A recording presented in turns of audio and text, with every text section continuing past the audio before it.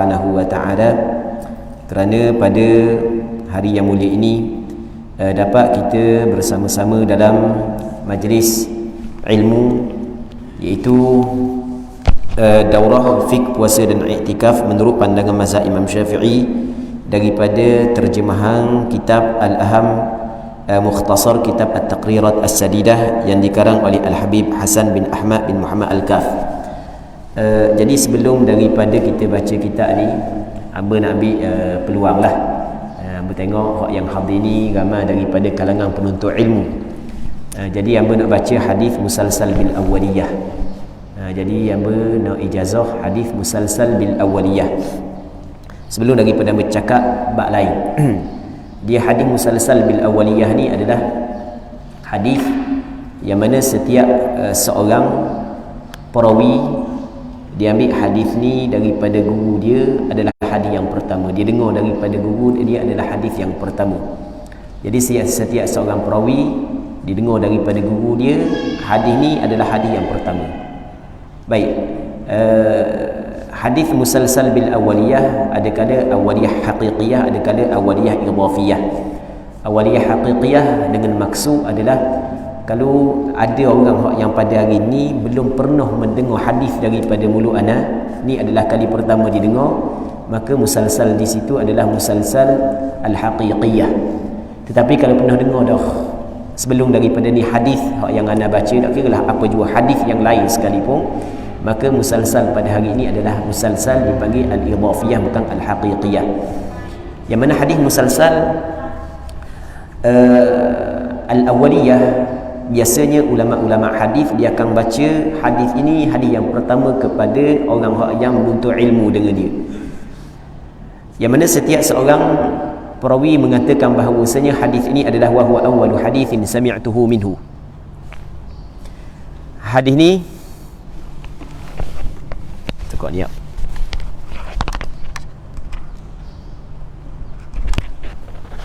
Okey.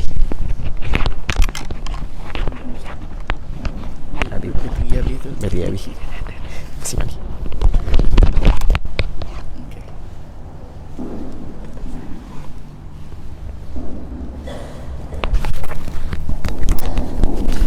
Baik. Jadi setiap seorang perawi dia kata ini adalah awal-awal hadis yang aku dengar daripada guru aku. Begitu. Setiap seorang perawi dia kata wa huwa awwalu haditsin sami'tuhu minhu, sehingga kepada seorang ulama yang masyhur di zaman salaf dulu, nama dia Sufyan ibn Uyainah. Yang mana Sufyan ibn Uyainah sampai kepada Sufyan ibn Uyainah penghujung tasalsul bil awaliyah. Yang mana Sufyan ibn Uyainah diambil daripada guru dia Amr bin Dinar. Amr bin Dinar ambil daripada guru dia, nama dia Abi Qabus. Ambil daripada Abdullah bin Amr bin Al-As radhiyallahu anhuma, daripada Nabi sallallahu alaihi wasallam. Kata Rasulullah sallallahu alaihi wasallam, ar-rahimuna yarhamuhumur rahmanu tabaraka wa ta'ala, irhamu man fil ardi yarhamkum man fis sama. Ada riwayat ar-rahimuna yarhamuhumur rahman irhamu man fil ardi yarhamkum man fis sama. Ada riwayat ar-rahimuna yarhamuhumur rahmanu tabaraka wa ta'ala irhamu man fil ardi yarhamukum man fis sama. Dia ada 4. Ana dengar daripada guru ada 4 riwayat.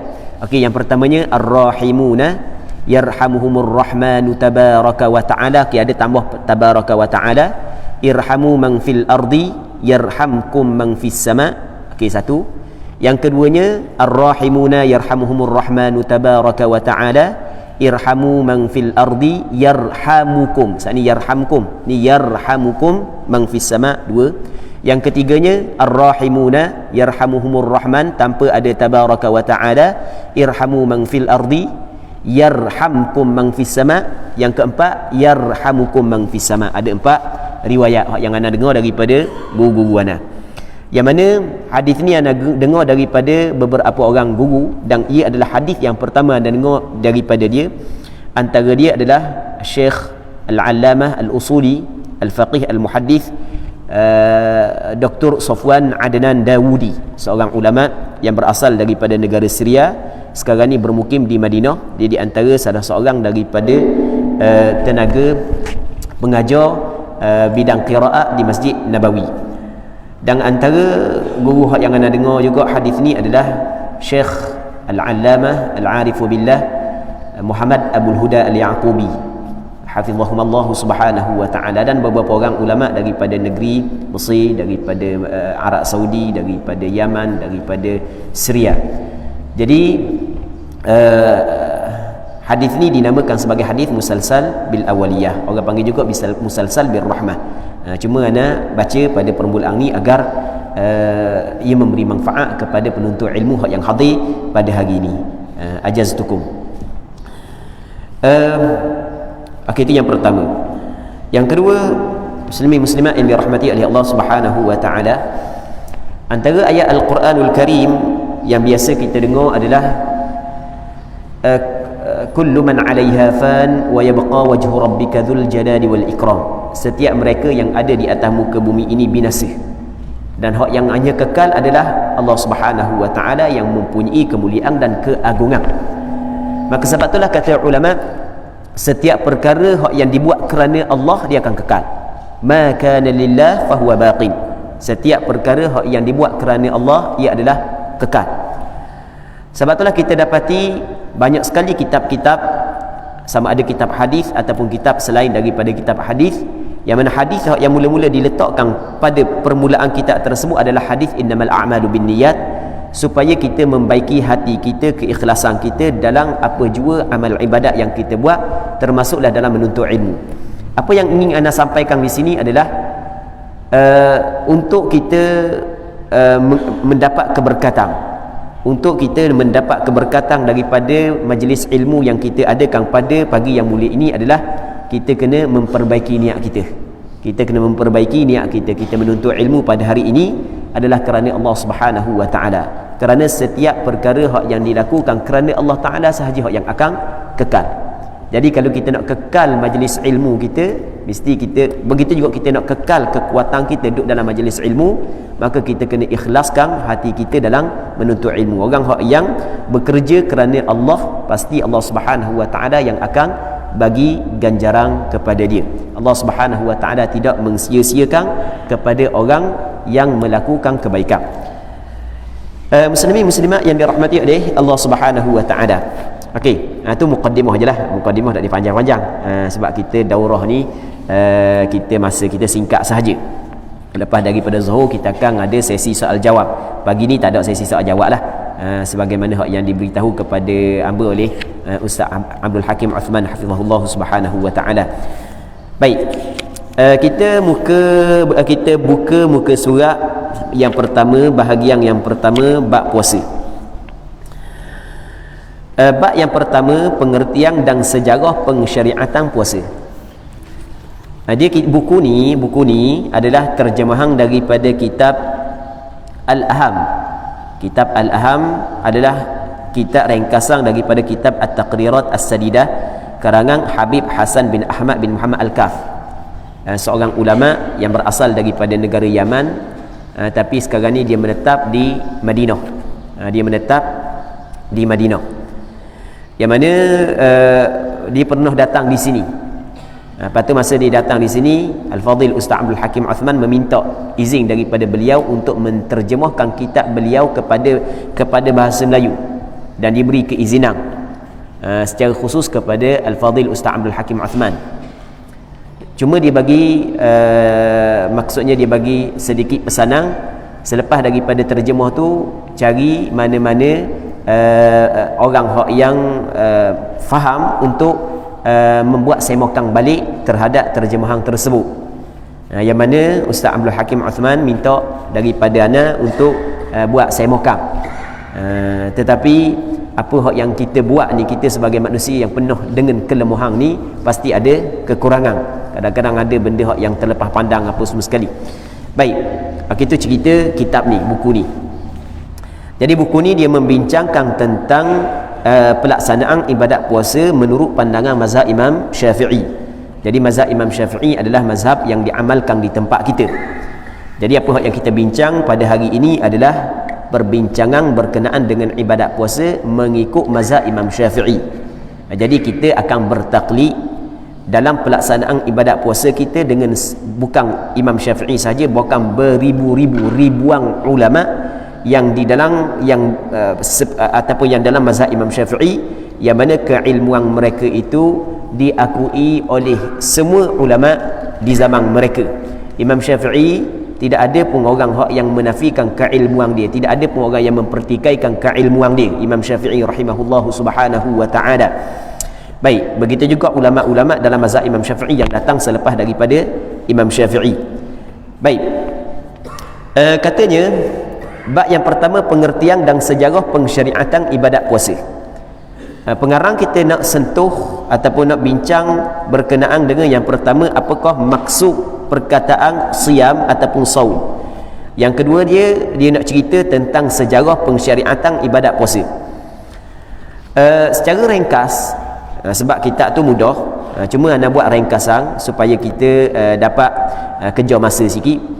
Secara ringkasnya, perkataan siam ataupun saum dalam bahasa Arab, yang mana kalau diterjemah kepada bahasa kita dengan makna puasa, dalam penggunaan bahasa Arab perkataan siam dan saum, makna dia dalam penggunaan bahasa Arab adalah mutlaqul imsak, semata-mata menahan diri. Asal kata menahan diri itu makna semata-mata menahan diri. Asal kata menahan diri tu nama dia saum ataupun imsak, tu nama dia saum ataupun siam dalam penggunaan bahasa Arab. Sekali lagi, dalam penggunaan bahasa Arab, perkataan saum ataupun siam makna dia adalah semata-mata menahan diri.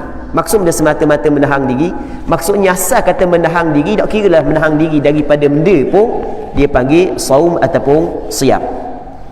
Sebagai contoh, kita dok makan tu kita tahan diri daripada makan, dalam bahasa Arab dia panggil saum.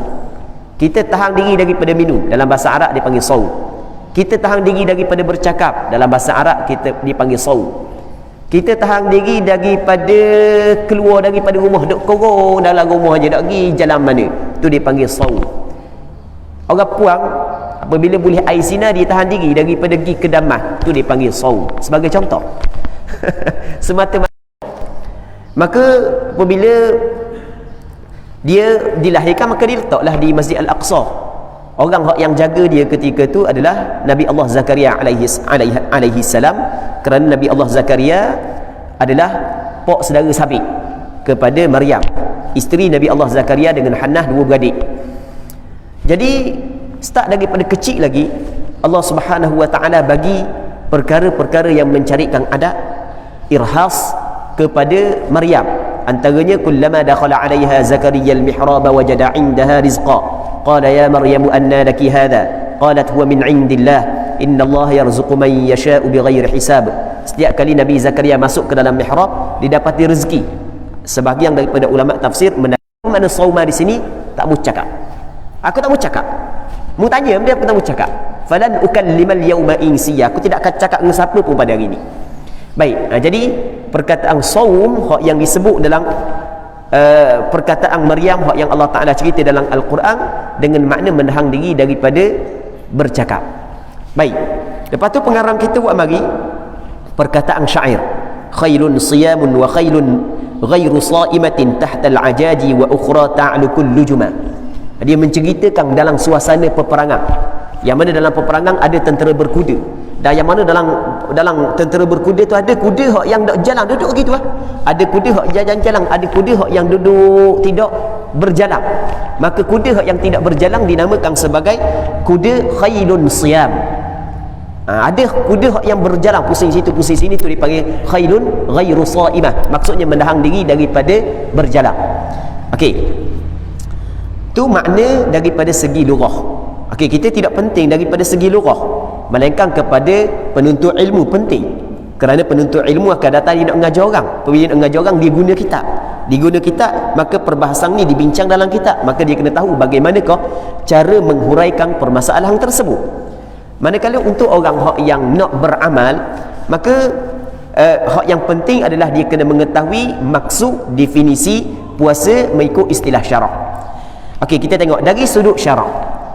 Apakah makna as-saum ataupun siyam ataupun puasa mengikut pandangan syarak, pandangan agama? Iaitu menahan diri daripada semua perkara yang membatalkan puasa. Menahan diri daripada semua perkara yang membatalkan puasa. Perkataan semua perkara yang membatalkan puasa, dia lebih umum daripada makan, minum dan jima. Maksud dia lebih umum. Maksudnya bukan hanya setakat menahan diri daripada makan, menahan diri daripada minum, menahan diri daripada jima. Kerana ada benda yang selain daripada tiga itu lagi yang diwajibkan kepada kita menahan diri. Termasuklah muntah dengan sengaja. Termasuklah muntah dengan sengaja. Baik. Jadi dia kata lagu mana menahan diri daripada kesemua perkara yang membatalkan puasa. Bermula daripada terbit fajar hingga terbenam matahari dengan niat yang khusus. Itu maksud puasa mengikut istilah syarak. Menahan diri daripada perkara yang membatalkan puasa, bukan menahan diri daripada lapar dan dahaga, bukan. Sebab anak kalau dalam daurah ni anak akan sebut benda ni. Anak sebut mungkin sebelum daripada ni beberapa kali daurah di kawasan sekitar Kuala Terengganu anak sebut juga. Sebab ada sebahagian tu dia sebut definisi puasa ni adalah menahan diri daripada lapar dan dahaga. Cuba kita fikir maksud benda menahan diri daripada lapar dan dahaga. Jadi orang puasa tu tak boleh lapar, tak boleh dahaga. Itu maksud menahan diri daripada lapar dan dahaga. Sudah lapar pun batal puasa kalau gitu kau. Tu salah sebenarnya. Tak boleh kata menahan diri daripada lapar dan dahaga. Tu salah. Kita orang hok tak puasa, tak makan, tak minum, memang rasa lapar, rasa dahaga, nak tahan diri mana? Tak boleh nak tahan diri daripada lapar dan dahaga. Tu kita kena faham tu. Jangan buat silap. Puasa ni bukan menahan diri daripada lapar dan dahaga. Orang puasa memang rasa lapar, rasa dahaga. Kalau kira kena tahan diri daripada lapar dan dahaga, kau abu rasa tak ada seorang di kalangan yang ada atas masjid ni sah puasa dia. Lapar batal puasa. Dah kena tahan diri daripada lapar. Susah nak buat apa ni? Kena tidur lepas daripada fajar saat ni tu, masuk fajar kena tidur. Bangun zuhur. Tu pun dah lapar, dahaga. Jadi bukan menahan diri daripada lapar dan dahaga, tapi menahan diri daripada perkara yang membatalkan puasa. Bermula daripada terbit fajar hingga terbenam matahari dengan niat yang tertentu. Baik. Patut dia mari dalil. Jadi sekarang ni ibadat puasa hukum dia adalah wajib. Ibadat puasa pada bulan Ramadan hukum dia adalah wajib. Manakala dalil kewajipan ibadat puasa pada bulan Ramadan sabit dengan Al-Quran, dengan hadis dan ijma' ulama. Sabit dengan Al-Quran, hadis dan ijma' ulama. Ayat Al-Quran yang menjadi dalil sandaran kepada kewajipan puasa pada bulan Ramadan adalah ayat yang sentiasa kita dengar. Ya ayyuhalladzina amanu kutiba alaikumus siyamu kama kutiba alal ladzina min qablikum la'allakum tattaqun. Ayyaman ma'dudat faman kana minkum maridan aw ala safarin fa'iddatun min ayyamin ukhra wa 'alal ladzina yutiqunahu fidyatun ta'amu miskin faman tatawwa'a khairan fahuwa khairul lahu wa an tasumu khairul lakum in kuntum ta'lamun. Syahrul Ramadan alladhi unzila fihi al-Qur'an hudan lin-nasi wa bayyinatin minal huda wal furqan faman syahida minkumus syahra falyasumhu. Baik. Ini ayat yang menjadi dalil bahawasanya diwajibkan kepada setiap mukallaf mengerjakan ibadat puasa pada bulan Ramadan. Dalil daripada Al-Quran. Manakala dalil daripada hadis banyak hadis yang menjadi dalil kewajipan ibadat puasa pada bulan Ramadan. Antaranya adalah hadis yang dikeluarkan oleh Imam Bukhari dan Muslim daripada Abdullah bin Umar bin Al-Khattab, kata Nabi sallallahu alaihi wasallam, bunyal islamu ala khams, dibinakan Islam itu di atas 5 perkara. Antaranya adalah wasaumi Ramadan. Baik. Yang ketiganya ijma' ulama. Ijma' ulama sepakat mengatakan kewajipan puasa pada bulan Ramadan. Yang mana kita dapati ulama-ulama muktabar, antaranya Imam Ibnul Munzir, antaranya Imam Nawawi, Imam Ibnu Qudamah, Imam Ibn Hazmin Al-Zahiri menyatakan dalam kitab dia secara jelas ulama ijma' kewajipan puasa pada bulan Ramadan. Sebab itulah apabila kewajipan puasa pada bulan Ramadan sabit dengan dalil Al-Quran, sabit dengan dalil hadis, sabit dengan ijma' ulama, dan ma ulima minad din bil darurah, dia termasuk dalam perkara yang diketahui daripada agama dengan secara mudah, maka dia terbit hukum. Barang siapa yang engkar kewajipan ibadat puasa, maka dia terkeluar daripada agama Islam. Orang yang engkar kewajipan ibadat puasa, dia terkeluar daripada agama Islam. Berbeza dengan orang yang tidak engkar kewajipan ibadat puasa. Dia tidak puasa, tapi dia tidak engkar kewajipan ibadat puasa. Dia kata wajib puasa, tapi dia sendiri tak puasa. Maka dia belum lagi terkeluar daripada agama Islam. Bahkan dia telah melakukan suatu dosa yang cukup besar. Dia ni tergolong dalam golongan yang fasik. Bukan fasid, fasik. Orang yang fasik, orang yang melakukan dosa besar. Wajib dia kena bertaubat, wajib dia kena qada balik puasa dia. Dan wajib kepada kerajaan tahan dia, kurung dia, jangan wi makan, jangan wi minum, biar nampak pada zahir dia saat itu puasa, macam orang puasa. Baik, tapi dia tidak terkeluar daripada agama Islam. Lepas tu dia cerita pula sejarah kefarduan ibadat puasa. Yang mana kalau kita tengok tentang sejarah kefarduan ibadat puasa kepada Nabi Muhammad sallallahu alaihi wasallam, bahawasanya Rasulullah sallallahu alaihi wasallam disyariatkan puasa Ramadan pada tahun yang kedua hijrah, pada bulan Sya'ban. Pada bulan Sya'ban tahun yang kedua hijrah diwajibkan kepada Rasulullah dan para sahabat melakukan ibadat puasa pada bulan Ramadan. Manakala sebelum daripada tu ada dah puasa yang diwajibkan, tapi bukan puasa Ramadan. Puasa 3 hari dalam sebulan. Ada sebahagian daripada ulama menyebut bahawasanya puasa hari Ashura. Baik, jadi pendek kata, kewajipan puasa secara mutlak bukan bermula pensyariatan dia pada tahun yang kedua hijrah, bukan. Tetapi hak yang kata pada tahun yang kedua hijrah, ia merujuk kepada kewajipan pensyariatan puasa pada bulan Ramadan. Jadi pada tahun yang kedua hijrah, pada bulan Sya'ban diwajibkan kepada Rasulullah dan para sahabat melakukan ibadat puasa Ramadan. Rasulullah wafat pada 12 Rabiul Awal tahun yang ke-11 hijrah.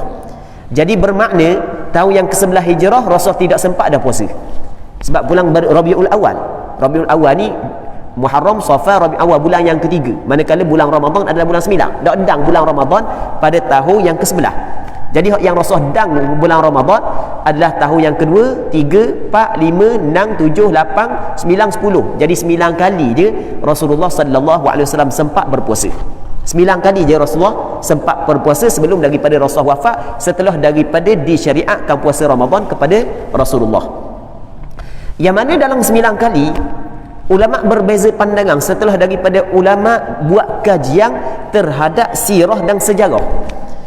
Yang mana pandangan hak yang paling kuat adalah Rasul sempat puasa dalam 9 kali, hak yang cukup 30 hari sekali. Hak yang lain hanya 29 hari. Tetapi tidak berlaku kesepakatan. Di sana ada pandangan yang kedua mengatakan Rasulullah sallallahu alaihi wasallam sempat 30 hari puasa Ramadan, bukan dalam sebulan, bukan beberapa bulan. Cuma hak pandangan hak yang masyhur, pandangan hak yang paling kuat, dalam tempoh 9 kali Rasul berpuasa Ramadan sebelum daripada Rasul wafat, hanya Rasulullah sallallahu alaihi wasallam puasa bulan yang penuh setahun sahaja. Hak yang lain adalah bulan yang kurang, maksudnya 29. Baik. Seterusnya, muslimin muslimat yang dirahmati oleh Allah Subhanahu wa taala. Patu pengarang kita tidak bincang berkenaan dengan perkataan Ramadan itu sendiri. Dia kata, kita tengok muka surat 3. Sejarah Ramadan. Ramadan adalah bulan ke-9 daripada bulan-bulan Arab. Ramadan adalah bulan ke-9. Bulan pertama Muharram, kira sendirilah. Muharram, Safar, Rabiul Awal, Rabiul Akhir, Jamadi Awal, Jamadi Akhir, Rejab, Sya'ban, Ramadan. Baik. Ia merupakan sebaik-baik bulan. Sebaik-baik bulan adalah bulan Ramadan. Bulan Ramadan adalah Sayyidus Syuhur, sebaik-baik bulan. Bulan ini dinamakan Ramadan kerana dikatakan, ni dia bincang. Dia dipanggil illatut tasmiyah, dipanggil. Tu istilah dia, illatut tasmiyah. Kerana dia dinamakan bulan Ramadan dengan Ramadan. Sebenarnya dalam masalah meletakkan nama bulan Ramadan sebagai bulan Ramadan, ulama berbeza pandangan. Adakah nama-nama bulan saat itu istilahiyah ataupun tauqifiyah? Adakah nama bulan saat itu istilahiyah ataupun tauqifiyah? Apa perbezaan di antara istilahiyah, tauqifiyah? Istilahiyah yang dinisbahkan kepada istilah yang diletakkan oleh manusia. Itu makna istilah. Adakah nama-nama bulan diletak oleh manusia? Contoh bulan Arab, adakah diletak oleh orang Arab? Orang Arab yang meletakkan nama bulan, itu dipanggil istilahiyah. Ataupun nama bulan ni adalah tauqifiyah. Apa maksud tauqifiyah? Sebenarnya bukanlah peletakan orang Arab, bahkan ia adalah diletakkan oleh Allah Subhanahu wa taala. Di sini ada perbezaan di kalangan ulama. Pandangan yang rajihnya adalah nama bulan bagi orang penggunaan dalam bulan orang Arab adalah tauqifiyah, bukan istilahiyah.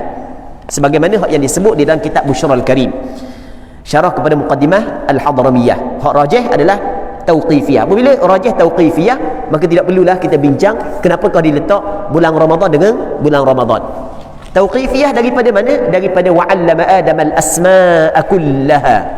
Allah Subhanahu wa taala telah mengajak Nabi Adam akan al-asma, akan segala nama, kullaha. Tengok dia mari taukid. Al-asma kullaha, kesemuanya, termasuklah nama-nama kepada bulan. Okey, ini pandangan sebahagian daripada ulama. Namun sebahagian yang lain dia kata nama bulan ni istilahiyah. Apabila istilahiyah bermakna ia diletakkan oleh manusia, diletakkan oleh orang Arab. Sebagaimana nama kampung di tempat kita diletakkan oleh orang Melayu, begitu juga nama bulan diletakkan oleh orang Arab. Okey, apabila orang Arab letak nama, orang Arab yang meletakkan nama bulan, orang Arab dulu meletakkan nama bulan, maka mestilah ada kesesuaian dia pilih nama-nama tertentu. Okey, boleh faham? Mestilah ada kesesuaian dia pilih nama tertentu. Baik, apakah kesesuaian dia pilih Ramadan untuk nama bulan Ramadan? Kata sebahagian daripada ulama, perkataan Ramadan diambil daripada kata dasar ar-ramad, yang mana perkataan dalam bahasa Arab, perkataan ramad dengan makna syiddatul har, bersangatan panas. Secara kebetulan ketika orang Arab suatu ketika dahulu ingin meletak nama bulan, secara kebetulan masa tu musim panas, maka sesuailah dengan keadaan musim panas diletakkan bulan tersebut dengan cuaca. Lepas tu letak nama Ramadan. Baik, manakala sebahagian yang lain berpandangan bahawasanya perkataan Ramadan diambil daripada kata dasar ramad, yang mana perkataan ramad dengan makna menghanguskan, membakar, yang mana bulan Ramadan adalah bulan yang Allah Subhanahu wa taala anugerahkan sehingga kan menghanguskan dosa-dosa yang dilakukan oleh anak Adam. Tapi pandangan yang kedua adalah pandangan yang lemah, kerana kewajipan buat ibadat puasa pada bulan Ramadan adalah setelah daripada Nabi sallallahu alaihi wasallam berhijrah, sedangkan nama bulan Ramadan telah digunakan oleh orang Arab sebelum daripada tu lagi. Okey, jelas kan? Muslimin muslimat yang dirahmati oleh Allah Subhanahu wa taala. Fadilat Ramadan. Fadilat Ramadan, kelebihan Ramadan, yang mana pengarang kita mendatangkan beberapa dalil daripada Al-Quran, daripada hadis, yang mana dalam hadis ini, dalam ayat ini dapat kita faham sebenarnya dalam bulan Ramadan ada kelebihan. Ramadan memang ada kelebihan. Bulan Ramadan banyak kelebihan, yang mana kelebihan tu sabit daripada dalil Al-Quran dan hadis. Katanya banyak ayat Al-Quran dan hadis yang menyebut tentang fadilat, kelebihan Ramadan. Siapa hak yang mengatakan Ramadan tu lebih? Allah Ta'ala. Allah Ta'ala yang menciptakan kita, menciptakan waktu, menciptakan masa, menciptakan tempat. Dia hak yang menetapkan kelebihan tempat ini, kelebihan waktu ini, kelebihan masa ini, kelebihan bulan ni. Dan antara kelebihan bulan Ramadan hak yang kita dapat lihat daripada dalil daripada Al-Quran adalah firman Allah Ta'ala, kulu washrabu hani'an bima aslaftum fil ayyamil khaliyah. Maksudnya masing-masing dipersediakan menikmati, dan dengan dikatakan makanlah dan minumlah kamu makanan dan minuman sebagai nikmat yang lazat dan baik kesudahannya dengan sebab amal-amal soleh yang telah kamu kerjakan pada masa yang lalu. Kalau kita berkata mulai ayat ni tak ada sebut pun bulan Ramadan tiba-tiba dijadikan ayat ni sebagai sandaran kelebihan kepada bulan Ramadan. Cuba perhatikan, ada ayat ni sebut Ramadan. Ayat ni sebut kulu, hendaklah mu makan. Washrabu, hendaklah mu minum. Hani'an bima aslaftum, sebagai nikmat yang lazat dengan sebab apa hak yang telah kamu buat dulu fil ayyamil khaliyah, ketika muda atas dunia dulu. Tak ada. Tiba-tiba dia bagi ni ayat ni sebagai sandaran kelebihan pada bulan Ramadan. Okey. Begini maksudnya. Bulan Ramadan adalah bulan ibadat puasa. Kita dituntut kepada kita melakukan ibadat puasa. Dalam ibadat puasa kita dilarang makan, kita dilarang minum. Dalam ibadat puasa kita tidak boleh makan, tidak boleh minum. Okey, boleh faham? Kita dilarang makan dan dilarang minum. Kita ada kaedah yang disebut oleh ulama, al-jaza' min jinsil amal. Balasan daripada jenis amalan. In tansurullah yang surkum. Jika mu tolong Allah, Allah Ta'ala tolongmu. Ihfazillaha yahfazka, kata Rasulullah. Mu jaga Allah, Allah Ta'ala jagamu. Man yassara ala mu'sirin yassarahullahu fid dunya wal akhirah. Sesiapa yang mempermudahkan kepada orang Islam, Allah Ta'ala akan permudahkan kepada dia di dunia dan di akhirat. Wa man satara musliman satarahullahu fid dunya wal akhirah. Sesiapa yang menutupi aib orang Islam, maka Allah Ta'ala menutupi aib dia di dunia dan di akhirat. Wallahu fi auni al-'abdi ma kana al-'abdu fi auni akhi. Allah Ta'ala di dalam membantu hamba dia selama mana hamba dia membantu saudara dia. Okey. Jadi oleh kerana balasan saat itu ganjaran adalah daripada jenis amalan. Balasan daripada jenis amalan, ketika Allah Ta'ala memerintahkan kepada kita untuk tidak makan dan tidak minum, kita buat perkara tersebut, maka kita akan dibalas sesuai dengan apa yang kita buat, iaitu diperintah kepada kita makan dan diperintah kepada kita minum ketika kita berada dalam syurga. Maksudnya, antara nikmat yang khusus yang diberikan kepada orang yang berpuasa dalam syurga, kerana dia tidak makan dan tidak minum di atas dunia, adalah diperintahkan kepada dia makan dan diperintah kepada dia minum. Okey, boleh faham kan? Okey, itu maksud daripada ayat ni. Jadi bermakna ayat ini bukanlah hanya khusus untuk kelebihan Ramadan, tetapi untuk puasa secara umumnya. Untuk puasa secara umumnya. Baik.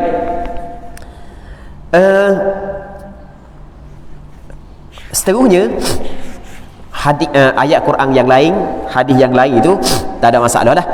Cuma okey, kita baca cepat-cepat je.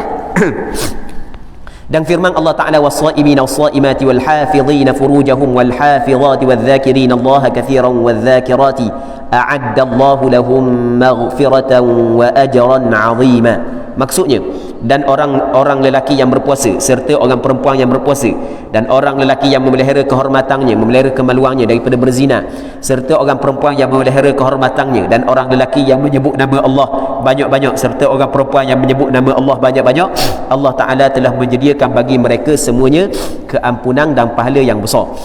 Okey, itu ganjaran kepada golongan tersebut, antaranya as-saimina as-saimat, lelaki yang berpuasa dan perempuan yang berpuasa. Itu kelebihan dia, ganjaran besar yang Allah Ta'ala bagi kepada mereka itu, keampunan Allah Ta'ala bagi kepada mereka itu. Dalam sebuah hadis qudsi ini adalah hadis yang disandarkan kepada Allah Subhanahu wa Ta'ala. Dalam definisi hadis qudsi, ulama hadis berbeza pandangan, dan antara ulama yang membincang tentang perbezaan di antara hadis qudsi Quran dengan hadis nabawi secara terperinci, tengok kitab Al-Ahadith Al-Qudsiyah karangan Syekh Muhammad Awwamah. Dia ada buat satu kitab, nama kitab Al-Ahadith Al-Qudsiyah. Ana lupa yang lebih tepat nama dia, tapi hadis kursi dihimpun hadis kursi, lepas tu dia buat sedikit syarahan. Pada muqaddimah dia dia bincang secara panjang lebar berkenaan dengan khilaf ulama dalam meletakkan definisi hadis kursi, hadis nabawi. Apakah perbezaan di antara hadis kursi dengan Al-Quran, apakah perbezaan di antara hadis kursi dengan hadis nabawi.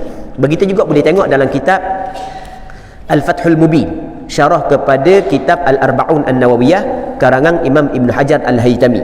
Imam Ibn Hajar Al-Haytami dia membincang secara panjang lebar juga berkenaan dengan perbezaan di antara hadis kursi dengan Al-Quran dan hadis kursi dengan hadis nabawi. Secara ringkasnya, hadis kursi ini adalah hadis yang disandarkan kepada Rasulullah sallallahu alaihi wasallam, dan kebiasaannya ulama ketika meriwayatkan hadis qudsi dia kata lagu mana, ar Rasulillah sallallahu alaihi wasallam fima yarwihi an rabbih tabaraka wa taala annahu qala. Itu kebiasaan. Baik. Maksudnya dia meletakkan ini adalah apa yang diriwayat daripada Allah Subhanahu wa taala. Allah Taala berfirman. Di hadis qudsi lain daripada Quran. Hadis qudsi tak boleh kita baca dalam sembahyang. Jangan waladdallin amin. Firman Allah Taala kan, amin. Lepas tu kullu hasanatin bi'ashri amthaliha. Tak boleh.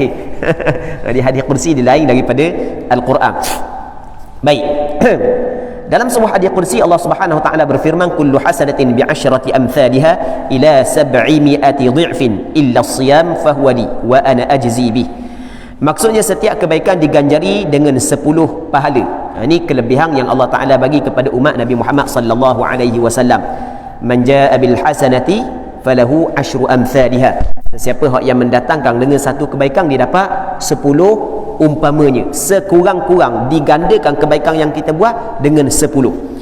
Dan kadang-kadang diganda lebih daripada 10. Kadang-kadang sampai kepada 7700. Tapi perbezaan gandaan saat itu adalah dengan melihat kepada keikhlasan. Semakin tinggi keikhlasan, semakin tinggi gandaan. Baik. Setiap kebaikan diganjari dengan 10 pahala sehingga 7 kali ganda, kecuali puasa. Dan ia adalah untukku, kata Allah Subhanahu wa taala. Puasa ni untuk Allah. Allah Taala menyandarkan puasa saat itu kepada dia dengan sandaran tasyrif sebagaimana Baitullah. Okey, ini pandangan sebahagian daripada ulama. Perbahasan illa siyam fahuwa li wa ana ajzi bih, ada perbahasan yang panjang di kalangan ulama-ulama hadis ketika mereka mensyarahkan hadis ini. Cuma secara ringkasnya, puasa ni adalah Allah Subhanahu wa taala telah idafatkan kepada diri dia dengan idafat tasyrif, memuliakan, kerana besarnya ganjaran ibadat puasa itu sendiri. Besar sehingga kan ibadat puasa ni diwajibkan kepada umat sebelum dan umat kemudian. Umat sebelum pun diwajibkan, umat kemudian pun diwajibkan. Ya ayyuhalladzina amanu kutiba alaikumus siyamu kama kutiba alal ladzina min qablikum. Baik. Dan aku yang menentukan ganjarannya. Hadis riwayat Imam Malik dalam kitab Muwatta dan Imam Al-Bukhari dalam kitab Sahih Al-Bukhari. Dalam hadis yang lain kata Rasulullah sallallahu alaihi wasallam, man shama yawman fi sabilillah azza wa jal ba'adallahu minhu jahannam masirata mi'ati 'am. Maksudnya, sesiapa yang berpuasa sehari di jalan Allah, sehari je dia puasa di jalan Allah, maksudnya dia puasa kerana Allah, Allah Ta'ala akan menjauhkannya daripada api neraka dengan jarak 100 tahun perjalanan.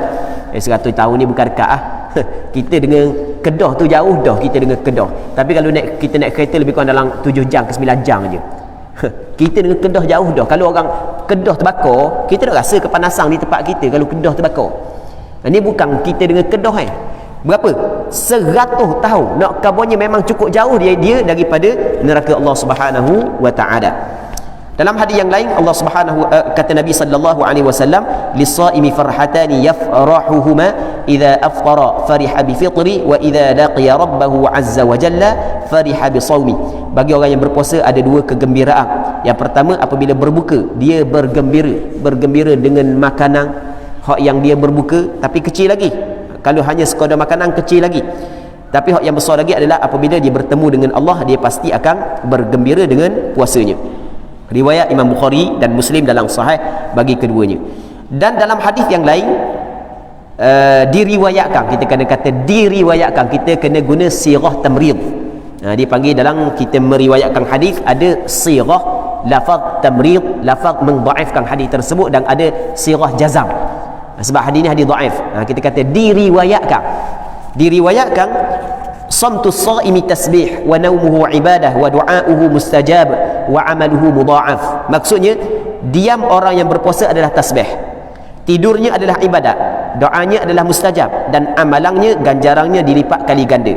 Hadis ini diriwayat oleh Imam Ad-Dailami, begitu juga diriwayat oleh Imam Baihaqi dan beberapa orang ulama hadis yang lain. Namun hadis ini adalah hadis dhaif, bukan hadis sahih.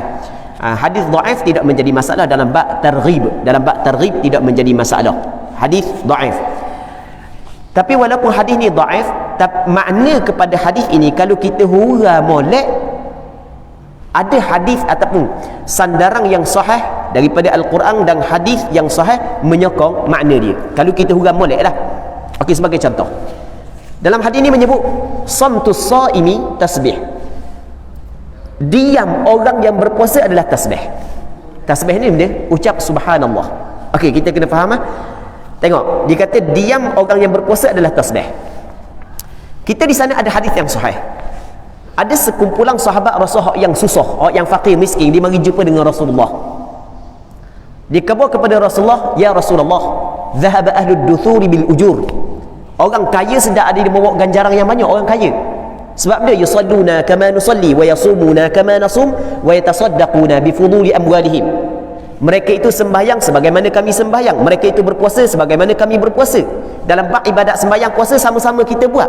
Tapi hak yang tepat berbezanya, mereka boleh buat, kami tidak boleh buat, adalah wa yatasaddaquna bi fuduli amwalihim.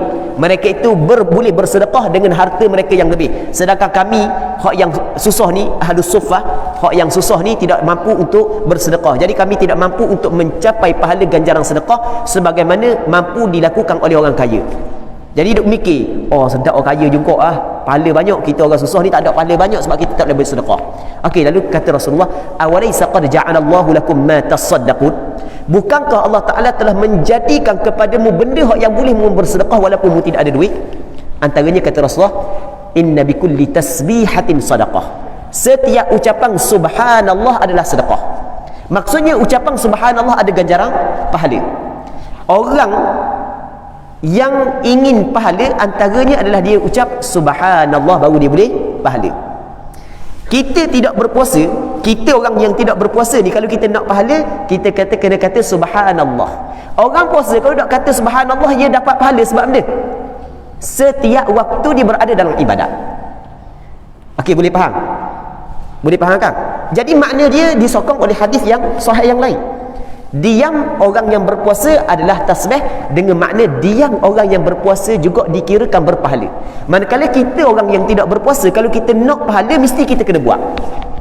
Orang yang berpuasa, dia tak ada semayang, dia tak semayang, maksudnya tak semayang sunat lah, dia tidak bersedekah, dia duduk diam bertasbih pun tak, tapi dia dapat pahala kerana dia berada dalam ibadat. Orang yang berada dalam ibadat dia dapat pahala. Manakala kita yang tidak melakukan ibadat puasa ni, kita nak dapat pahala mesti kita kena buat ibadat, mesti kita kena sembahyang sunat, mesti kita kena bertasbih. Okey, nampak kan? Itu maksud somtus shaim tasbih. Diam orang yang berpuasa adalah tasbih, ada pahala. Okey, nampak? Yang kedua dikatakan dia lagi, wa naumuhu ibadah, dan tidurnya adalah ibadat. Tidur orang puasa adalah ibadat. Orang puasa dia tidur pun ibadat. Kalau kita tak puasa, tidur kita tak ibadat. Kita kalau kita nak pahala, kita tak boleh tidur. Kalau kita tidur tak dapat pahala, kita mesti kena bangun. Tapi orang puasa, dia tidur pun ibadat. Maksudnya dia tidur ibadat kerana ketika dia tidur sekalipun dia berada dalam ibadat.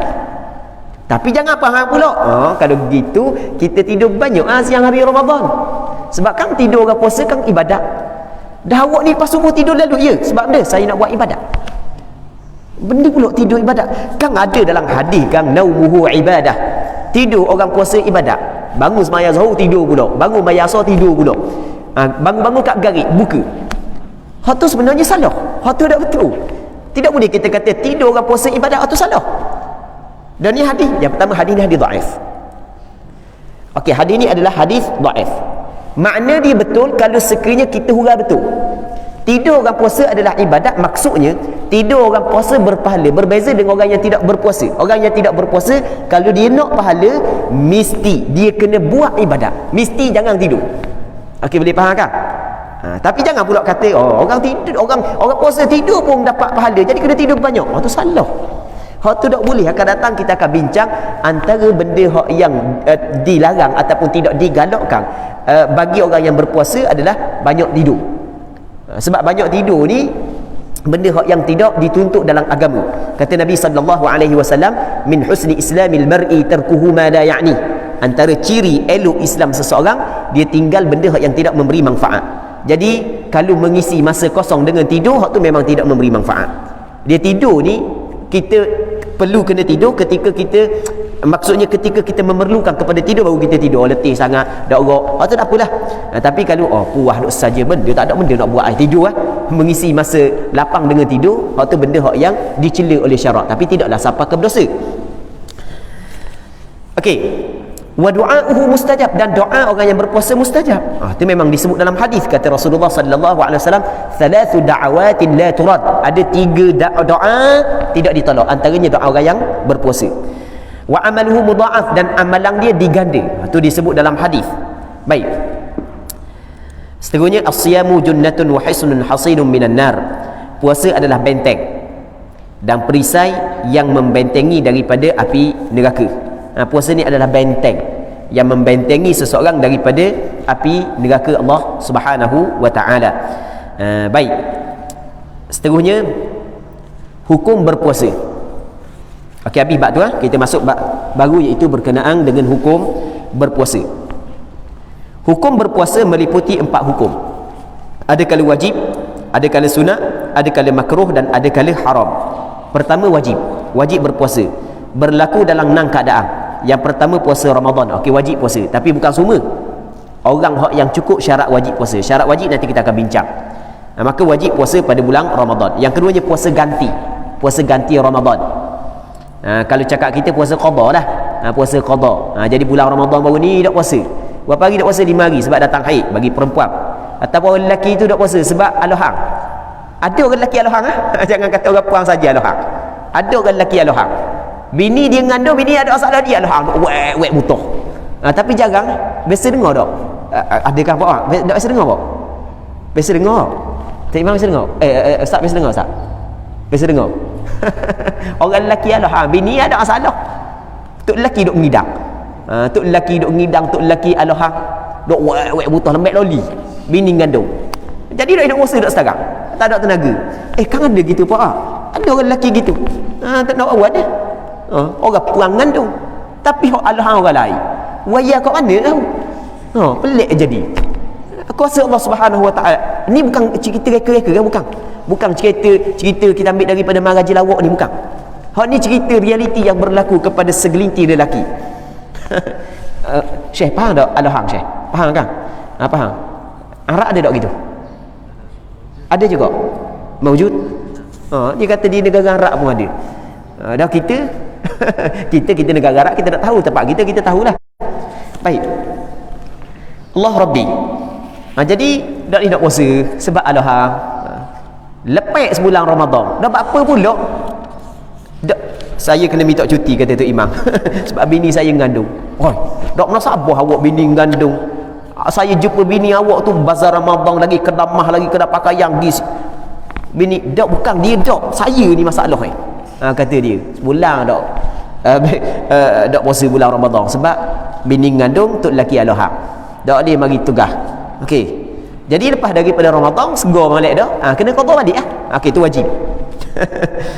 Yang ketiganya puasa kafarah. Yang mana kafarah ni ada beberapa kafarah, antaranya seperti kafarah zihar. Zihar ni adalah seorang suami, seorang suami. Kalau perkataan seorang lelaki, dia umum. Lelaki ni orang ada dia suami ke tak, dia umum. Dia nak seorang suami. Dia telah menyamakan isteri dia. Kalau disamakan orang lain ada masalah. Dia sama binatang tak ada masalah. Dia kata binatang ni macam tak okey aku macam mak aku tu lain, tu bukan zihar. Dia seorang suami, dia menyamakan isteri dia dengan orang yang mahram dia. Belakangmu macam belakang mak aku. Maka kalau dia tak tolak, lalu wajib dia kena bayar kafarah zihar. Antara kafarah zihar adalah puasa 2 bulan berturut-turut. Puasa 2 bulan berturut-turut. Baik. Kena denda dia. Wajib Dan antaranya adalah kafarah bunuh. Antara kafarah bunuh adalah puasa 2 bulan berturut-turut. Dia bunuh hak yang wajib kena kafarah hanyalah bunuh yang berlaku kerana kecuaian. Sama ada dengan adalah perbincangan yang panjang. Manakala kalau bukan kecuaian, sebab antara hak yang masyhur baru ni, hak yang tersebar, anak banyak video orang kata kepada anak, ustaz ni betul tak ni, betul tak ni, betul tak ni. Orang kata kalau orang tu bawa kereta, tiba-tiba orang tu bawa kereta, tiba-tiba aksiden, mati orang sebelah, dia kena puasa 2 bulan berturut-turut. Allah, sudahlah. Jadi susahan kali orang. Sudahlah. Dia bawa kereta, mati orang sebelah, kira pakai kena puasa 2 bulan berturut-turut. Banyak orang kata atau video tu kan orang suruh hana bagi kabur. Kita tak dang. Kita tak dang.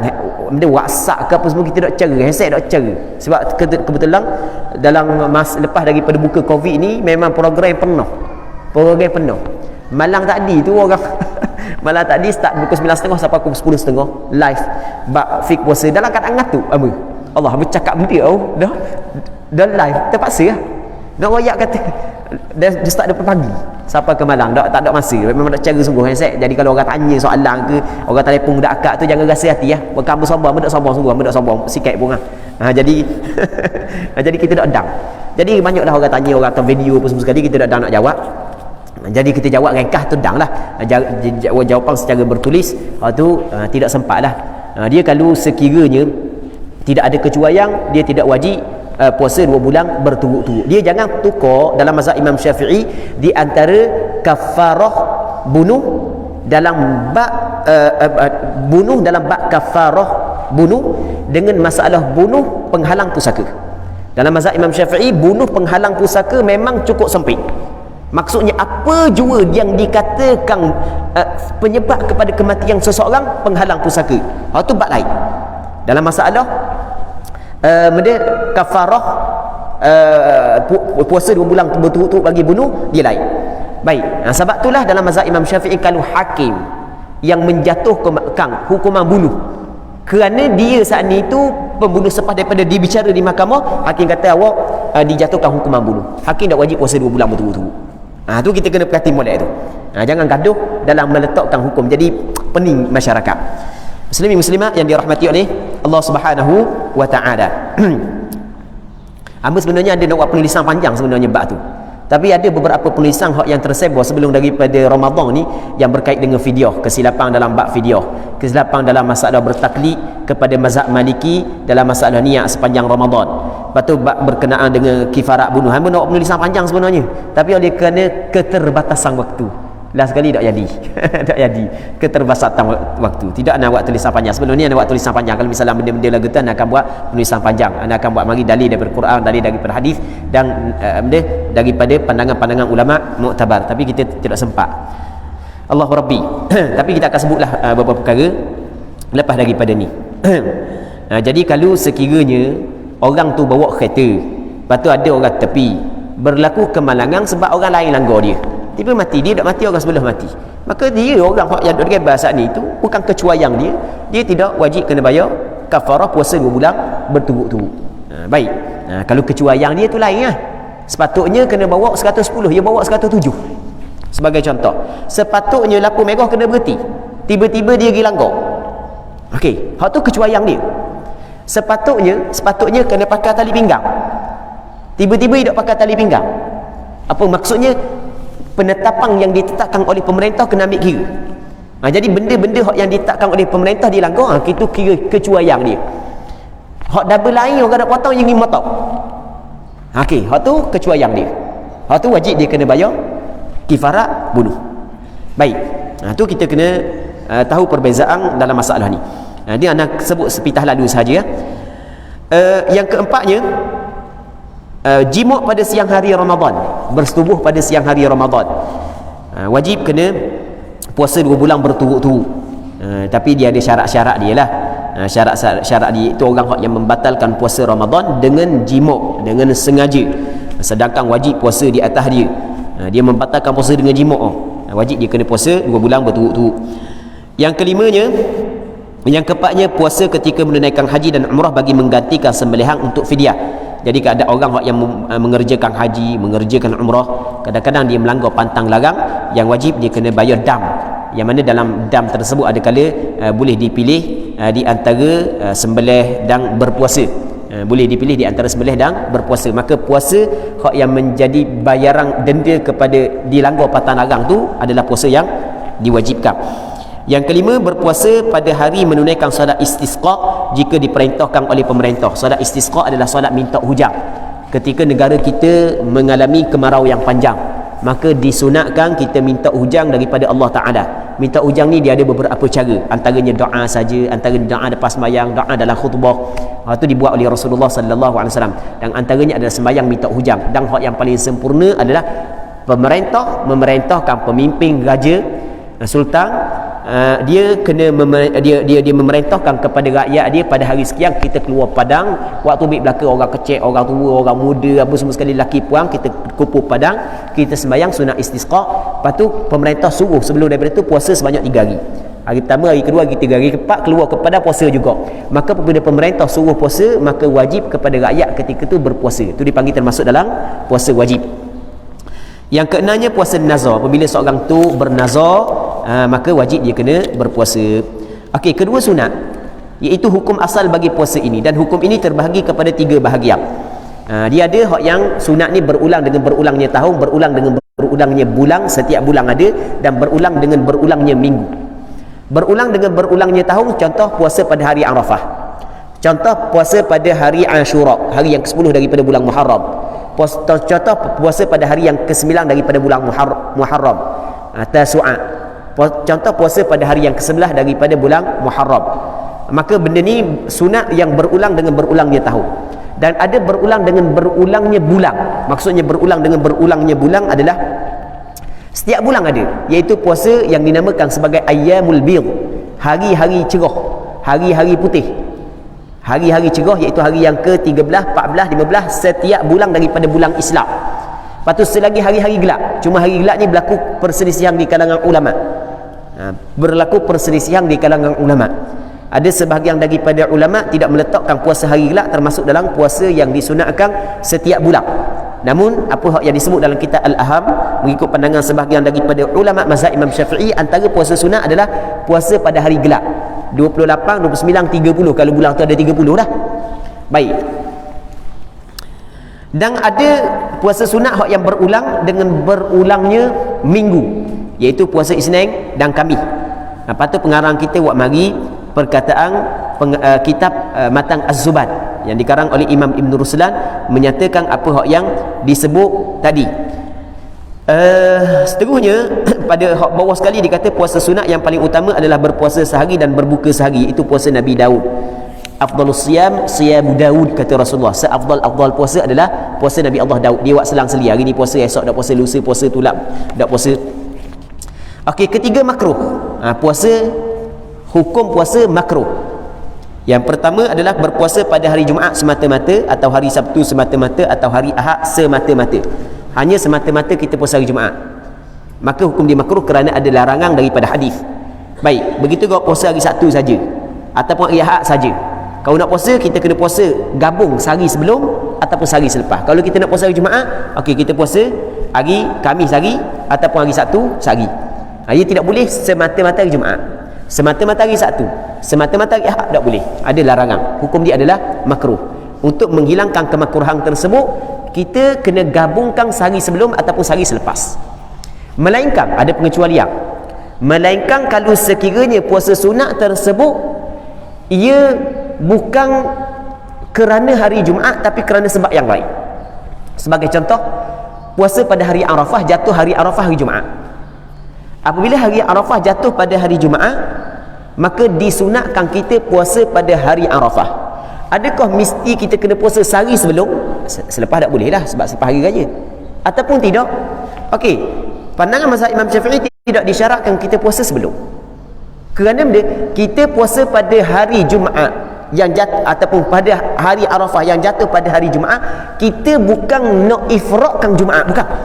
Tapi kita nak puasa ke hari Arafah. Tapi secara kebetulan hari Arafah jatuh pada hari Jumaat. Secara kebetulan kita bukan nak ifradkan hari Jumaat. Ifrad bahasa Arab. Ifrad ni maksudnya kita bukan nak menunggalkan hari Jumaat untuk berpuasa. Kita bukan nak menunggalkan hari Sabtu untuk berpuasa. Kita bukan nak menunggalkan hari Ahad untuk berpuasa.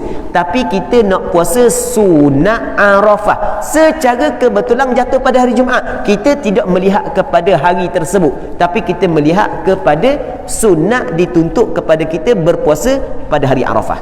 Okey, jelas kan? Sebab itulah tidak makruh. Seterusnya, puasa sepanjang masa bagi orang yang takut berlaku kemudaratan atau orang yang bimbang terlepas tuntutan sunat. Dalam istilah bahasa Arab dipanggil saumud dahr. Dia kita ada dua benda yang berbeza. Saumud dahr lain daripada saumul wisal. Saumud dahr lain daripada saumul wisal. Saumud dahr adalah puasa sepanjang masa. Puasa sepanjang masa. Maksudnya sepanjang masa, setiap hari dia puasa. Okey, itu makna saumud dahr. Manakala saumul wisal, puasa sambung. Masuk garis dia tak buka, malam tu tak buka, sambung pula dengan esok. Masuk malam esok tak buka lagi, sambung pula. Itu dipanggil saumul wisal. Baik, Hukum saumul wisal dilarang, Rasul larang. Rasul tak bagi sahabat melakukan puasa wisal. Tiba-tiba ketika Rasul larang, sahabat kata, Rasulullah, dah mu tu melakukan puasa wisal? Rasul melakukan puasa wisal. Rasul puasa sampai masuk malam, Rasul nak buka, sambung pula dengan esok. Rasul kata, aku tidak serupa denganmu. Jadi Rasul larang sahabat puasa wisal, kita dilarang puasa wisal, tetapi Rasulullah sallallahu alaihi wasallam melakukan puasa wisal. Puasa wisal adalah puasa yang khusus untuk Rasulullah. Manakala puasa dahar pula adalah puasa sepanjang hari. Sepanjang tahun, setiap hari dia puasa. Hukum yang pertama puasa wisal, hukum yang pertama, hak yang berlaku kesepakatan ulama. Kita sebut hak yang mahal ittifaq dulu. Sepakat ulama mengatakan kalau orang tu sepanjang tahun dia puasa tanpa ada hari yang dia berbuka, puasa sama, sepakat ulama kata hukum dia adalah haram. Tak boleh. Haram. Sebab dia, sebab dalam sepanjang tahun ada 5 hari dilarang kita berpuasa. Hari raya haji, hari raya puasa 11, 12, 13 daripada bulan Zulhijjah, tak boleh kita puasa. Kalau dia puasa habis sampai hari dilarang dia puasa, maka pelaksanaan ataupun perbuatan melakukan puasa dahar tu sepakat ulama mengatakan haram. Okey, itu yang pertama. Yang kedua, kalau dia puasa sepanjang tahun tapi hari yang dilarang dia tak puasa, hari lain dia puasa, hari raya tak puasa, raya haji tak puasa, raya puasa, hari raya Idul Fitri pun dia tak puasa, 11, 12, 13 daripada bulan Zulhijjah dia tak puasa, 5 hari ni hak lain dia puasa belaka, maka ulama berbeza pandangan. Ulama berbeza pandangan, adakah sunat ataupun tidak. Ada sebahagian daripada ulama kata makruh, tanpa sebarang alasan, makruh, perbuatan tersebut makruh. Siyamud dahar, hukum dia makruh, dilarang. Okey, ini pandangan sebahagian daripada ulama. Pandangan yang kedua, dia kata tak makruh, bahkan hukum dia adalah harus. Dan ada sebahagian daripada ulama mengatakan sunat. Ulama yang mengatakan harus ataupun ulama yang mengatakan sunat, dia meletakkan syarat. Syarat dia, mu nak puasa ad-dahr saat itu, syarat dia yang pertama, jangan sehingga terabai perkara yang disunatkan. Jangan terabai perkara yang disunatkan. Siapa mu puasa setiap hari tak ada tenaga, siapa benda sunat nak sembahyang sunat rawatib pun tak boleh, maka hukum dia adalah makruh. Apatah lagi kalau sekiranya menyebabkan terabai perkara yang diwajibkan. Puasa setiap hari siapa kena nak kerja, sedangkan ada tanggungan anak bini, maka hukum dia adalah haram, tidak dibolehkan. Okey, sekali lagi, hak yang kedua, kalau hari raya puasa dia tak puasa, hari raya haji tak puasa, 11, 12, 13 daripada bulan Zulhijjah dia tak puasa, hak lain dia puasa belaka, maka ada ulama kata makruh, ada ulama kata harus, ada ulama kata sunat. Okey, hak makruh je lah. Kita nak bincang hak yang harus dengan makruh hak harus dengan sunat. Ada orang kata sunat, ada pandangan yang kata sunat. Okey, hak yang kata harus dengan sunat ni, dia letak syarat. Syarat dia kalau mu nak puasa juga, janganlah sampai terluput tuntutan sunat. Okey, kita ada tuntutan wajib dan ada tuntutan sunat. Tuntutan sunat banyak, tuntutan sunat. Ada tuntutan wajib. Kalau siapa terabai tuntutan sunat kerana berpuasa sepanjang tahun, maka makruh puasa gitu. Hukum dia makruh. Baik. Okey, itu yang pertama. Apatah lagi kalau terabai tuntutan wajib. Kalau terabai tuntutan wajib bukan lagi makruh, bahkan hukum dia adalah haram. Contoh kalau dia puasa sepanjang tahun, siapa ke tak boleh nak kerja, nak cari nafkah, anak lapar rumah, bini pun lapar, tak ada benda nak makan, tak ada, sedangkan benda tu diwajibkan kepada dia, maka ketika tu hukum dia adalah haram, sebab perbuatan dia menyebabkan berlaku perkara yang haram. Setiap benda yang membawa kepada benda yang haram, hukum dia adalah haram. Okey, boleh faham kan? Baik. Yang keduanya, syarat yang kedua adalah, syarat yang kedua dia sebut, atau orang yang bimbang terlepas, orang yang takut berlaku kemudaratan. Okey, syarat yang pertama, tidak bimbang terlepas tuntutan sunat. Yang keduanya, dia tidak bimbang berlaku kemudaratan. Kalau dia bimbang berlaku kemudaratan di atas diri dia, mudarat, kalau dia puasa sepanjang masa, maka hukum dia makruh. Kalau bimbang berlaku kemudaratan, hukum dia makruh. Kalau yakin berlaku kemudaratan, maka bertukar hukum dia adalah haram. Ada lain ya? Bimbang berlaku kemudaratan, tak yakin berlaku kemudaratan, tapi takut berlaku kemudaratan. Baik, kalau aku puasa seumur ni kan kena gastrik kan? Bimbang. Okey, maka hukum dia makruh. Kalau tidak bimbang bahkan yakin, maka ketika tu bertukar daripada makruh kepada haram. Jadi pendek kata, dalam mazhab Imam Syafi'i, dia kata masalah puasa ad-dahr, hukum dia dibolehkan dengan dua syarat. Syarat yang pertama adalah tidak bimbang berlaku kemudaratan, yang keduanya tidak terlepas tuntutan sunat. Kalau terjadi salah satu daripada dua perkara ni, maka makruh dia melakukan puasa ad-dahr. Maka puasa ad-dahr ketika itu termasuk dalam puasa yang makruh. Okey, keempat, haram. Haram ia terbagi kepada dua. Yang pertama haram tetapi sah puasanya. Dia ada haram sah puasa dan ada haram dan tidak sah puasa. Haram sah puasa kerana haram saat itu dilarang bukan diri puasa, tapi dilarang benda dipanggil, kalau dalam istilah usul fiqh dipanggil tegah ni adalah li amrin kharijin an syai', kerana suatu benda yang di luar daripada puasa, bukan kerana puasa tapi kerana benda lain, larangan kerana benda lain. Okey, tak apalah, waktu kita dah bincang panjang, kita ringkaskan perbincangan kita. Ada puasa haram tapi sah, ada puasa haram tapi tidak sah. Hak yang haram tetapi sah dua sahaja. Yang mana dua sekarang ni ada se lagi tak ada, iaitu puasa seorang isteri tanpa keizinan daripada suami dia. Orang puang dia nak puasa, suami dia tak bagi izin, maka hukum dia adalah haram tapi sah puasa dia. Puasa dia sah tapi hukum dia adalah haram. Baik, sebab dia, sebab hak suami perlu didahulukan. Yang keduanya adalah hamba perempuan kalau nak puasa mesti mendapat keizinan daripada tuang dia. Okey, masalah perempuan kalau dia nak puasa, dia mesti kena mendapat keizinan daripada suami dia, bukan semua puasa. Kalau puasa wajib, yang mana wajib dia terbagi kepada dua, wajib mudayyak dan yang kedua wajib muwassa'. Wajib mudayyak ni wajib yang waktu dia sempit, tidak boleh tangguh. Maka ketika tu tidak perlu minta izin daripada suami. Tak perlu minta izin daripada suami. Okey, boleh faham kan? Sebagai contoh puasa Ramadan. Puasa Ramadan adalah wajib mudayyak. Jadi orang puang nak puasa Ramadan esok, adakah minta izin daripada suami dulu? Tak. Suami izin ke, tak izin ke, mesti dia kena puasa. Tok lelaki ada rumah abang waktu dia, tidak boleh nak tangguh-tangguh. Tok lelaki dia izin ke, tak izin tak boleh. Bahkan kalau tok lelaki dia larang pun tak boleh ikut tok lelaki dia. Kata Nabi sallallahu alaihi wasallam dalam hadis yang diriwayat oleh Imam Abu Daud dalam kitab sunahnya, kata Rasulullah sallallahu alaihi wasallam ketika Rasulullah bagi nasihat, katanya usikum bitaqwallah was-sam'i wat-ta'ah. Aku berpesan kepada kamu dengan bertakwa kepada Allah dan dengar dan patuh. Dengar dan patuh kepada pemimpin, termasuklah suami. Isteri kepada suami wajib kena dengar dan patuh. Tetapi kena ingat, dengar dan patuh selepas daripada takwa kepada Allah Subhanahu wa taala. Sebab Rasul kata usikum bitaqwallah, mula kena takwa kepada Allah.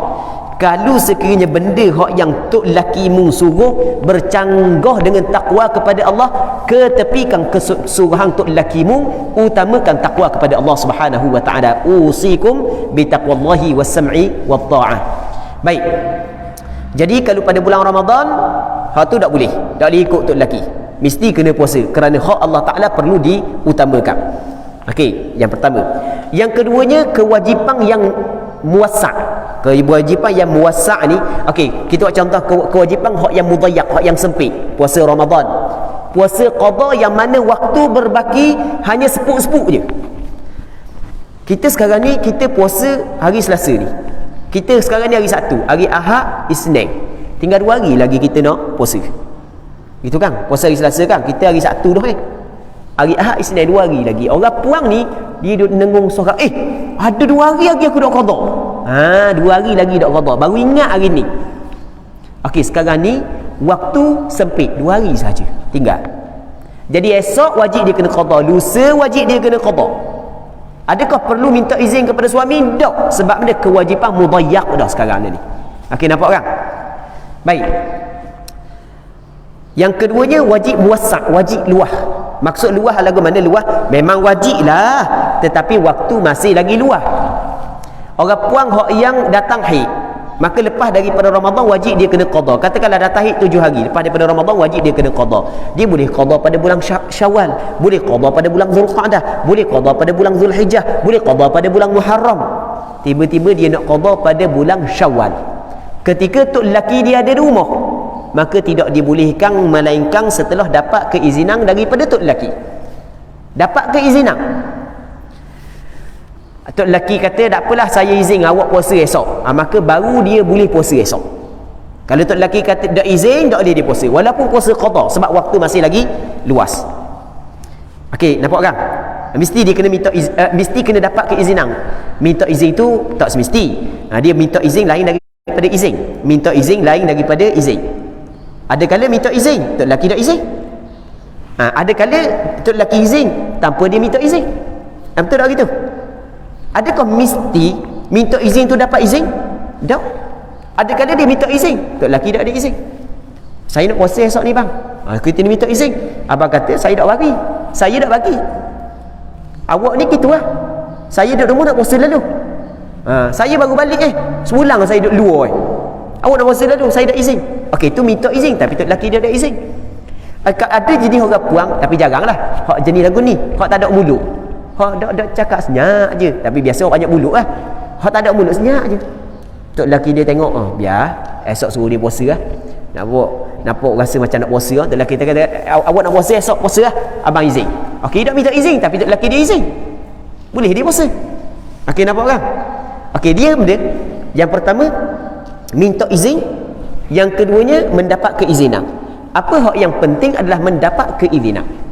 Apa yang penting adalah mendapat keizinan. Baik. Jadi kalau puasa qada yang waktu dia luas, mesti dapat keizinan daripada suami. Begitu juga puasa sunat. Puasa sunat mesti mendapat keizinan daripada suami. Orang puan nak puasa sunat mesti dapat keizinan daripada suami, kerana hak suami perlu didahulukan. Cuma melainkan dalam mazhab Imam Syafi'i disebut oleh sebahagian daripada ulama, melainkan kalau puasa sunat yang berulang dengan berulangnya tahun, hak tu tidak perlu minta izin daripada suami. Ulang sekali lagi melainkan puasa sunat yang berulang dengan berulangnya tahun. Oleh kerana setahun baru jumpa sekali, contoh puasa hari Arafah. Bagi orang yang tidak mengerjakan haji, isteri nak puasa, dia tidak perlu meminta izin daripada suami. Hak yang penting suami tak larang je. Ada lain mendapat keizinan lain, suami tak larang lain. Okey, nampak? Baik.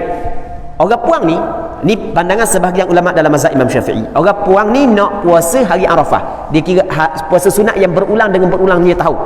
Apabila berulang dengan berulang tahun, setahun sekali jumpa ni, maka ulama ringankan sikit bagi perempuan ni. Jadi orang puan ni kalau nak puasa pada hari Arafah, dia tidak perlu mendapatkan keizinan daripada suami dia. Bahkan apa hak yang perlu adalah suami dia tidak larang saja. Jangan suami tegur dia. Saya nak puasa. Okey, suami dia tak tegur, tak kata benda pun. Suami dia tak kata benda, suami tak tegur. Okey, boleh dia puasa. Kalau suami dia tegur, baru tak boleh puasa. Suami dia tak bagi izin, barulah boleh dia barulah tak boleh dia puasa. Suami dia tegur, awak jangan puasa. Kalau suami senyap aja, suami memang jadi tak ada mulut kok. Bini banyak mulut, suami tak ada mulut. Bang, saya nak puasa esok senyap aja. Bang, saya nak puasa esok senyap aja. Okey, baik puasa boleh Walaupun suami kata saya dah izin, saya izin dengan awak, ataupun suami dah kata gitu, boleh dia puasa sebab suami dah larang. Kalau larang baru tak boleh. Baik. Dah suami ada di rumah tu kan, tak ada masalah lah. Kalau misalnya suami nak istimta' dengan dia, suami boleh batal puasa dia sebab puasa sunat. Kata Rasulullah, as-saimul mutatawwi'u amiru nafsih, in sya'a sama wa in sya'a afṭar. Hadis riwayat Imam Tirmizi dalam kitab sunangnya. Orang yang melakukan puasa sunat, dia adalah ketua kepada dirinya. Kalau dia berkehendak untuk meneruskan puasa, dia boleh teruskan. Kalau dia berkehendak untuk berbuka, dia boleh berbuka. Dia puasa sunat boleh kita berhenti. Puasa sunat dia berbeza dengan puasa wajib. Baik, muslimin muslimat yang dirahmati oleh Allah Subhanahu wa taala. Okey, ni puasa hak yang haram tetapi sah. Jadi kalau tok lelaki dia dakwi qada pada bulan Syaban, sebab tu lelaki ada di rumah, awak qada nanti nanti saya pergi kerja awak qada ni saya ada rumah ke awak nak qada dah. Tapi bini ni jenis pala degi kau. Jenis keras pala kau. Saya ni masa muda dulu dak tutup aurat dah. Awak dak suka dak tutup aurat. Ni saya risah ni saya nak buat ibadat banyak awak dak wi pula. Marah tu bini dia. Dulu saya dak buat masa saya duduk dalam mana dulu awak nak tegur-tegur apa? Ni kat saya dapat hidayah ni. Saya nak buat ibadat awak dak wi. Ikut awak tak wi ke? Awak nak wi ke saya nak usir kau. Okey dah serah dia. Sebab dia benda dak taat kepada suami tau. Tapi puasa dia sah tak? Puasa dia sah. Jadi kalau qada dia 7 hari, dia puasa dosa hari, tok lelaki dia dak izin, maka tinggal 6 hari. Kita maksudnya dosa, lepas tu sah. Hak dosa tu taubat balik. Bukan nak suruh buat lagu tu. Dah dosa mesti kena bertaubat. Wajib kena bertaubat. Lepas tu minta maaf dengan suami. Itu jalan dia. Wa atbi'is sayyi'ata al-hasanata tamhuha, kata Nabi sallallahu alaihi wasallam. Periringkanlah kejahatan saat itu dengan kebaikan, maka kebaikan hak yang dibuat setelah daripada kejahatan saat itu menghapuskan kejahatan tersebut. Wa atbi'is sayyi'ata al-hasanata tamhuha wa khaliqin nas bi khuluqin hasan. Baik, yang keduanya haram dan tidak sah puasanya. Terdapat 5 keadaan. Ini perbahasan panjang juga. InsyaAllah kita kena berhenti sekejap. Kita berhenti sekejap, lepas tu kita sambung balik. Nanti kita tanya pihak pengajuh lah berapa minit nak berhenti. Abu tak tengok tentative program. Jadi berapa minit kita nak berhenti, lepas tu kita sambung balik ni pihak pengajuh kabar lah berapa minit. Wallahu subhanahu wa ta'ala a'la wa adam. Sallallahu ala sayyidina Muhammad wa ala alihi wa sahbihi ajma'in. Walhamdulillahi rabbil alamin.